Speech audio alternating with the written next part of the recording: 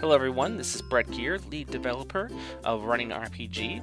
In this video we plan on going over what we've done for our alpha build, which includes the release of two core components on the actual application.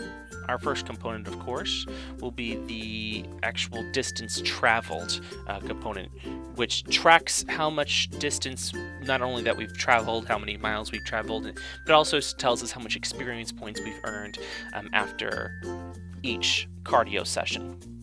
So we'll go ahead and start this now. As you see, we're already moving forward with this. This is the iOS simulator, and we're actually using a movement tracker that's built in the iOS simulator.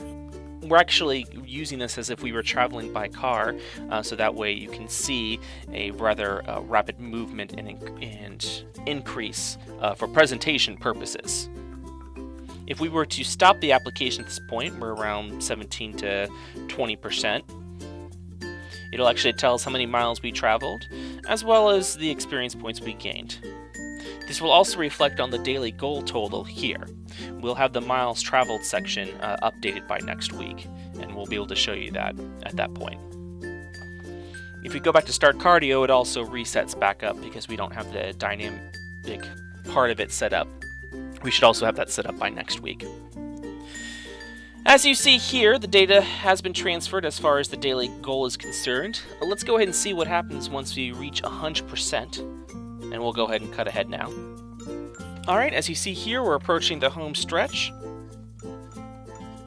Once we reach 100% of the daily goal, the bar itself will stop, but the distance travel will continue to update.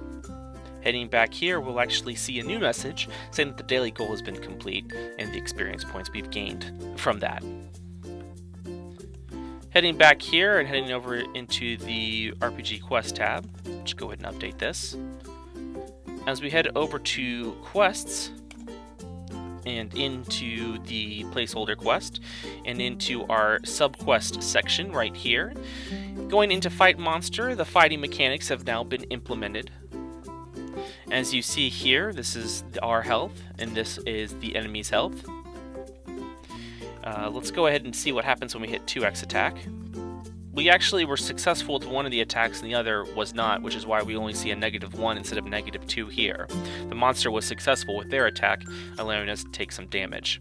The monster has a 50% chance to hit by default with their attacks. We'll go ahead and do another 2x attack.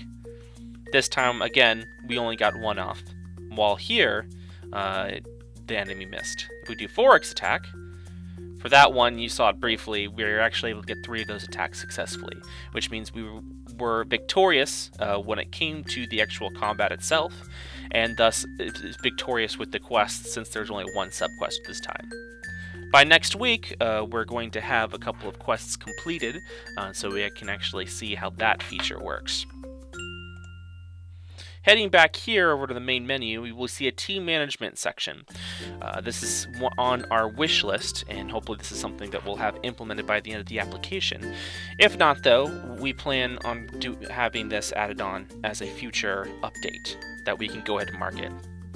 So just as a follow-up, we've completed 2 of our major core features, which would be combat, as well as distance traveled, so we can actually see distance. For distance traveled, we will have a map up by week 3, so we can see what's going on with that. And all values should be updated by next week.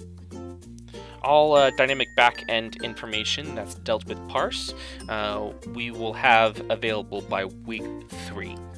But everything is currently on schedule. We've made some great progress this week, and we plan to do more next week. If you have any questions, please let me know, or any concerns. I'll be more than happy to address them in next week's video. Thank you so much for watching, and I will see you guys next week.